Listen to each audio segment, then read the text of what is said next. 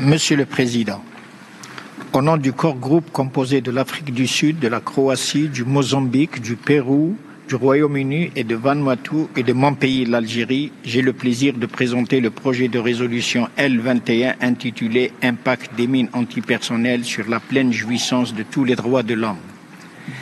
Monsieur le Président, l'impact est multiple et bien important. Ces armes qui touchent principalement les civils, dont notamment les enfants, violent le plus sacré des droits, le droit à la vie.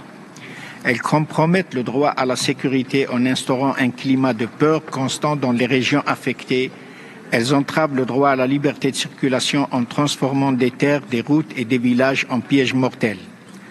Au-delà de leurs conséquences humaines tragiques, les mines antipersonnelles représentent un véritable fléau écologique.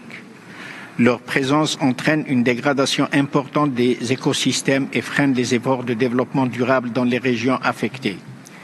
Elles pèsent lourdement sur les systèmes de santé qui peinent à prendre en charge les milliers de blessés et amputés, notamment dans les pays en développement.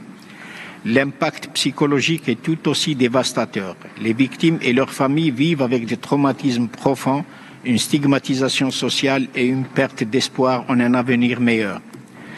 Pour atténuer toutes ces souffrances, de nombreux acteurs sont mobilisés. Nous saluons à cette occasion les efforts consentis par tous les protagonistes de la lutte anti-mines, le HCDH, le CICR, UNMAS, ISOO, APMBC, l'UNODA, mais également la société civile engagée à l'exemple d'ICBL. Monsieur le Président, dans l'élaboration de ce projet de résolution, le corps groupe peut fièrement prétendre avoir adopté une approche constructive, inclusive et transparente. Nous avons mené des consultations ouvertes et engageantes avec toutes les délégations afin de garantir que cette initiative bénéficie d'un large soutien. Notre volonté est de rassembler le Conseil autour de cette question cruciale qui transcende les considérations politiques et appelle une mobilisation collective et solidaire. Le combat contre les mines antipersonnelles est un combat pour les droits de l'homme. Il ne peut être mené efficacement que dans le cadre d'une coopération internationale avec un engagement politique fort et des actions concrètes.